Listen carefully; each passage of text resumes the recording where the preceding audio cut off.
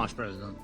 Thank you, Mr. Secretary General, distinguished leaders, representatives of states and governments, and all those who still pay attention to the war of the United Nations. We must admit the world's attention to the UN is fading. The organization has less influence, and too often there is a lack of real decisions on fundamental issues. This is exactly what we need to speak about today, about the tools that sadly are not working now. But they will work, I'm sure. They will work if you are active, if we are active, because the main tool is in your hands.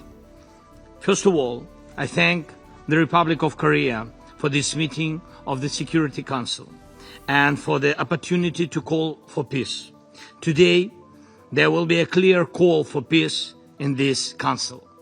And here is one of the main distortions of our time.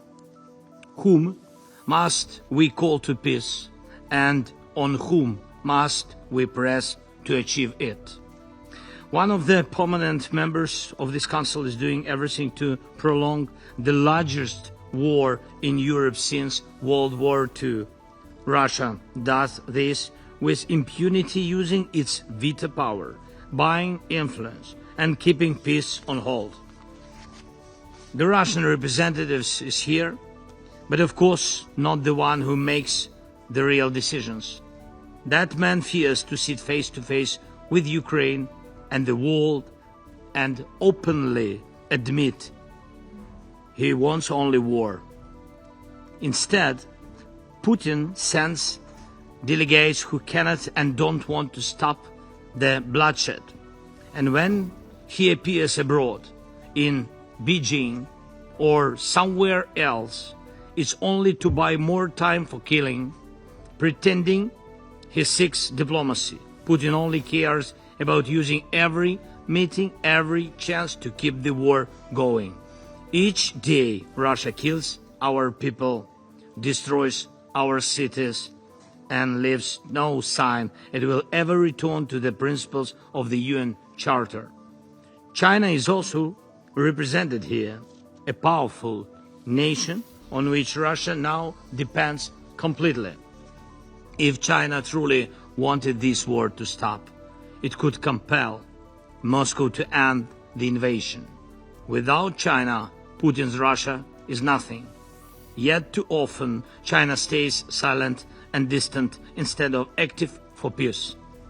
The United States of America is present here as well, a strong nation that supports our defense, and we've said yes to every proposal from the US president for a ceasefire and talks with Russia to bring peace, but Russia always says no or tries to confuse everyone so that even a ceasefire can't happen. And I met with President Trump just now, and we spoke about how to finally bring peace, and we discussed a few good ideas, and I hope they will work. And I'm grateful for this meeting, and we expect America's actions to push Russia toward peace. Moscow fears America and always pays attention to it.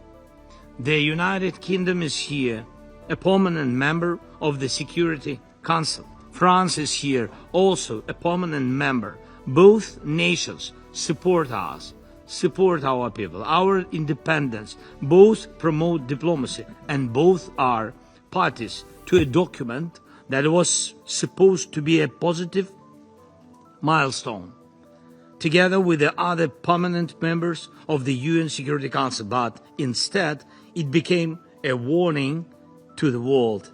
The Budapest Memorandum, meant to guarantee Ukraine's security in exchange for giving up nuclear weapons, failed. It proved that international promises can turn into blabbering. That is why today, with Britain, with France, and already with more than 30 nations in our coalition of willings, we are building a new security architecture. We count on the United States of America as a backstop. Real security guarantees must become the line Russia cannot cross again. here is one example of how strength can stop war. If we could strengthen our skies with a joint system to shut down with a joint system to shut down Russian missiles and drones, it would force Russia to stop its attack from the sky. Because everything could be shut down, and so Putin would be forced to sit here or in another respectable venue and look for a truce on the ground.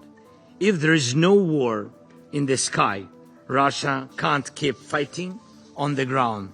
I have talked about this with President Trump and with other leaders. Why do I say this now and here?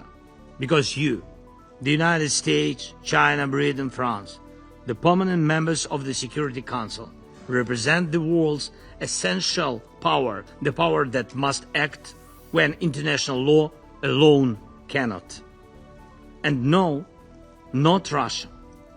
With this war, Russia has discredited itself, even for those who do not yet criticize Putin openly. They still feel that Russia's presence brings no good. Excellencies, behind every international institution, there must be real strength to enforce decisions. This is true for the Security Council and for the UN as a whole. If you stand together for ending this war, even Russia will have to obey. And if some of you act while others delay, the war goes on. Ukraine wants peace more than anyone in the world. The front is on our land, and we mourn our people, and we try to save our cities and to save our small villages. Russia ignores its dead, blind to its own losses. But one day it will see and it will hear, and it will happen when it sees your actions, when it hears your united call for peace. That is my appeal to you today. Be the force that act together, please, united lest to stop Russia's war. And we know how to guarantee security. What we need now is a strong push to force Russia toward peace. Thank you. Slava Ukraini.